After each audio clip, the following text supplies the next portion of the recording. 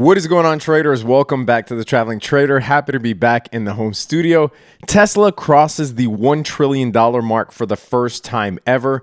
The stock price is currently trading comfortably above $1,000. In this video, I want to give you obviously a market update, but also I will give you a list of 3 stocks that I'm looking to buy right now. All 3 of them are in vastly different industries. You definitely want to stick around to the end to see what those stocks are and what my analysis on the best 3 stocks to buy right now is. And if you get anything out of this video, leave it a big fat thumbs up just like this. Leave it in the comment section below. Let me know what stocks you are trading. Follow me on Instagram and YouTube stories if you want to see stories from my travel. Again, as I said before, if I hit the 10K mark on Instagram, I will pick a random user and give away a 1-ounce gold bar to. And one more piece of exciting news before I get back into it. We are relaunching the options course on a new platform. There will be exciting new features and updates, and most of all, there will be a mastermind Discord channel associated with the options course specifically. So those that are tracking along in the options course can actually ask questions in real time. And of course, I'll be on there to answer questions as well. And those of you that have bought the options course on the previous platform, which was Teachable, you will also get an email with an update, and you will get instructions on how to be added to this mastermind channel. So don't worry about that. And as part of this exciting relaunch, we're doing a 25% off. So click the link in the description, put your email address in there if you want to get the discount. This will be the last time in a while that you'll get a discount this heavy. So you definitely want to sign up if you're interested. Anyway, let's get right into it. All right, so as I stated in my last video, this week is a huge week because of mega cap earnings. There are a lot of tests for the broader market here, right? Yes, Facebook is reporting after close, but a company, a $1 trillion company like Facebook, if it completely fails on earnings and we see it tank like Snap did, then that has the ability to actually move the NASDAQ and the broader market at large and set the tone for if other mega cap companies also miss earnings later in the week. So we'll be watching this very closely. Now, to me, Facebook at the 200-day moving average is still a buy for the long term. It doesn't matter if on this one event we see it drop further. I will likely average in and buy more. However, Facebook is not Snap. It is one of the most profitable companies in human history with over $1 trillion market cap, bringing in ridiculous $30 billion quarters. And a lot of the bad press on Facebook has already been priced in. So right now, what the market is really looking at is whether we do see a huge difference in earnings because of some of the privacy restrictions that Apple has enforced on its own devices. Now, I'm not going to talk about Facebook as one of the best stocks to buy right now because I've mentioned it in previous lists, so I'm not going to use one of my slots up on Facebook. However, I do think it is one of the best stocks to buy right now. You don't normally get a 17, 18% discount on a blue chip stock. Now, in terms of a specific earnings play for Facebook, I don't have a position open yet. However, we do have a poor man's covered call on Facebook. Basically, we bought a long dated call option and we sold shorter term call options against that in order to finance it. However, if I was going to do an earnings play, I might do an iron condor, meaning I expect Facebook to expire within a range, maybe between $300 and $350. I'm not sure yet, but if I do send it out, I will send it out in the private trading group by end of day. Now, looking at the volatility index, this is what scares me. We have a lot of mega cap companies that are basically at all-time highs right now, with the VIX being at major support. For those new traders, the VIX basically measures the expected volatility of the S&P 500, otherwise known as the index that largely tracks the market at large. So the fact that the volatility index is at support here, and this is an area where we normally get a bounce, and volatility increases as stocks drop, I get very uncomfortable when stocks are at all-time highs and volatility is at support. So for instance, if you look at AMD, which is also reporting earnings this week, it is currently trading at its all-time high. Xilinx, which is the company that AMD is rumored to merge with, is also trading at an all-time high. Both of these we did send out in the trade alerts, by the way, as well.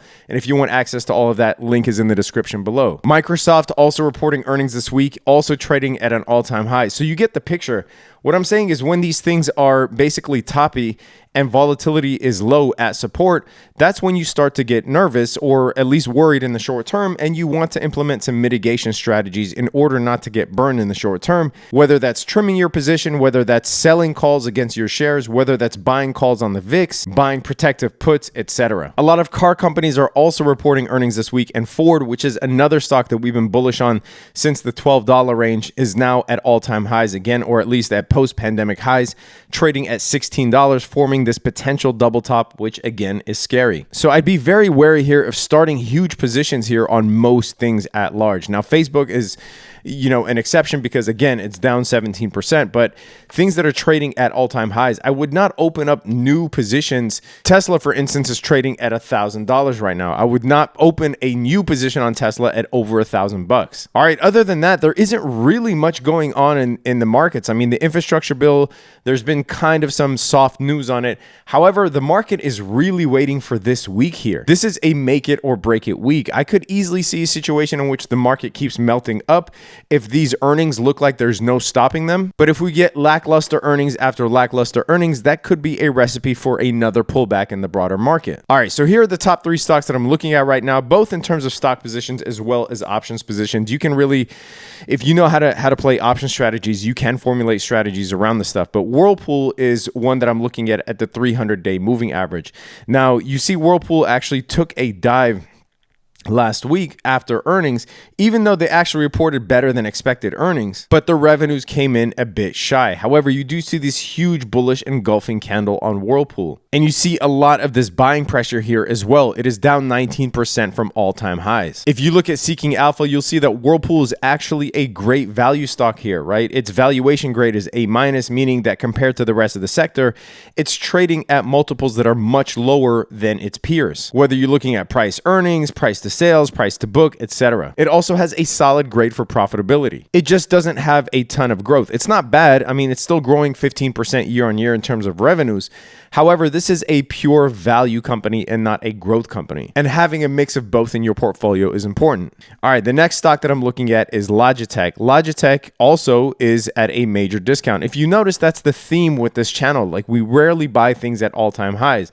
Logitech actually tanked. Let's see how far it dropped from all-time highs. It is down 35% from all-time highs. Now, we did actually enter an earnings position on Logitech as it reports earnings today from the time of this recording because it has been coiling and we want to take advantage of a potential upward move. Obviously, that is a riskier play. You don't have to play earnings. You can actually wait until it reports earnings today before entering a position because there could be a chance that it could drop further. However, what interests me on Logitech, first of all, is the fact that it actually pays a dividend. But if you take a look at its numbers, not only does it have an excellent growth rate at 84% year-on-year revenue, it's extremely profitable compared to the rest of its peers, and its valuation, even from a value perspective, it's still undervalued. And its dividend safety grade is at an A-, meaning that its ability to keep paying its current dividend is actually secure based on the metrics that Seeking Alpha is looking at. Based on this, at 35% down from all-time highs, the fact that it is still undervalued is an attractive buy for me for the long term. And the last stock that we'll look at is Nucor, which would again benefit from it is up.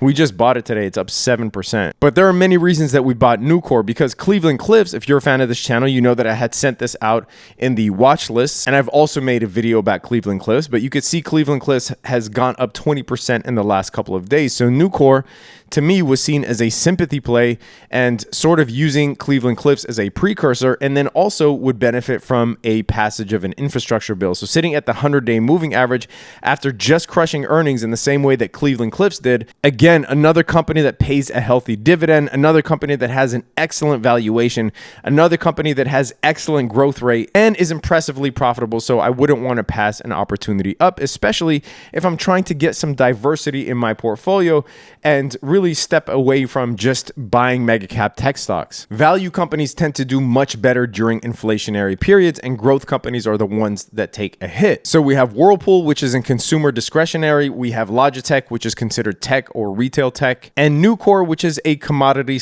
/ infrastructure based stock. There you have it. I hope you got something out of this video. By the way, if you want access to my watch list, I send that out to all channel members as well, not just to the people that are part of the Discord. So if you click that little join button at the bottom of the YouTube channel, I like to provide that as a way of saying thank you just for supporting the channel. So at minimum, if you want the watch list, you can click the join button there. Obviously, I also send it out to all the Discord members. If you want access to the Discord, link is in the description below. Again, if you want that 25% off pricing on the relaunch of the options course, put your email in the link below. Subscribe to the channel, hit that notification bell. Stay safe out there, traders. Peace.